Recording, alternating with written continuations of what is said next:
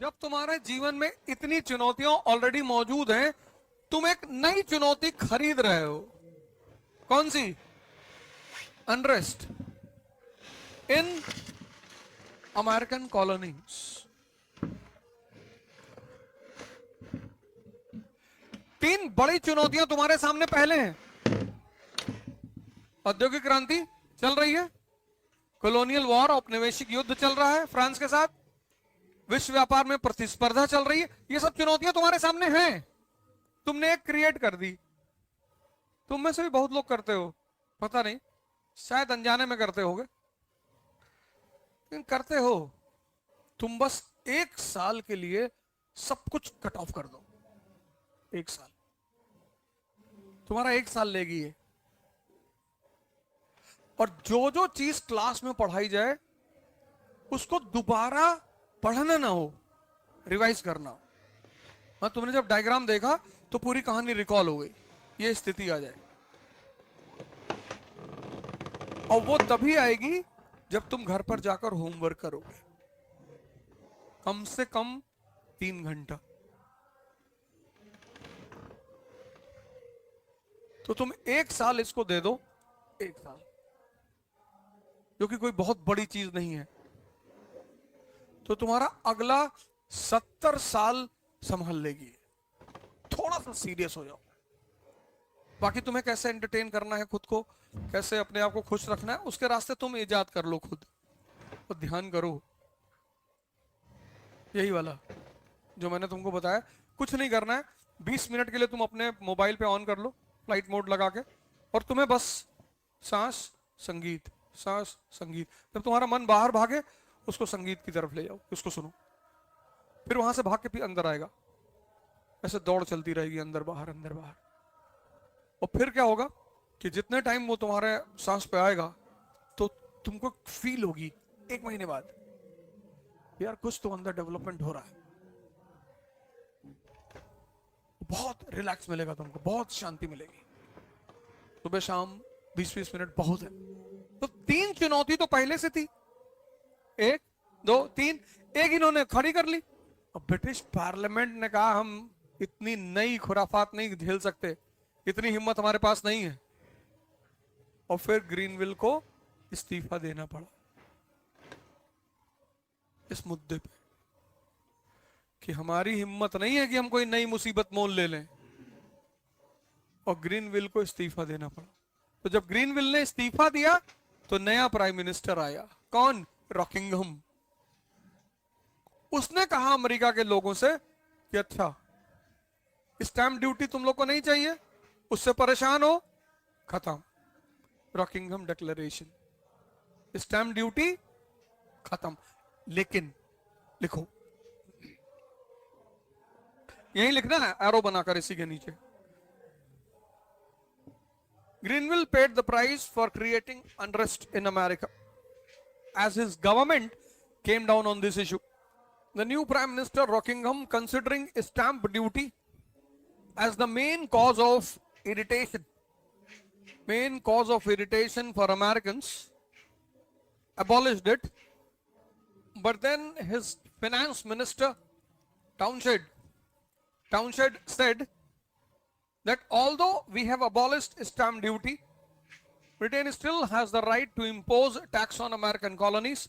And under Townshend plan, Britain increased import duty on certain articles imported by Americans.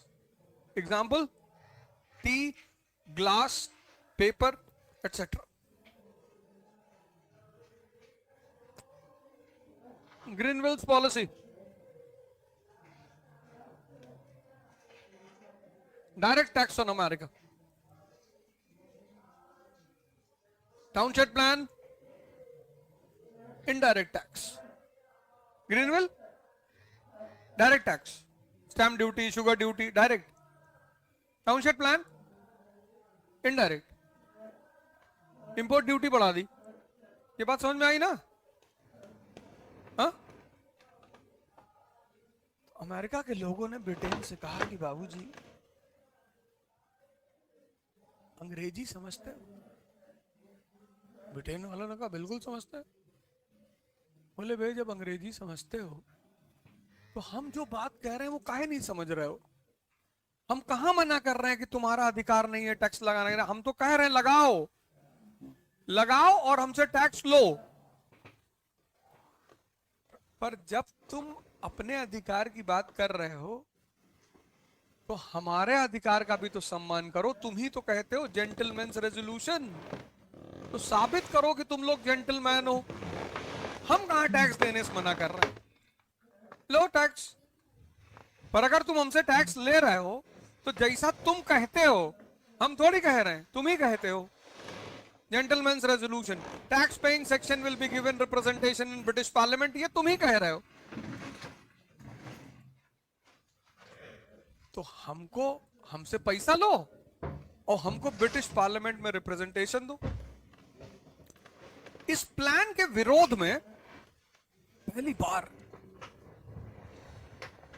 America में एक मास protest हो। कौन था leader?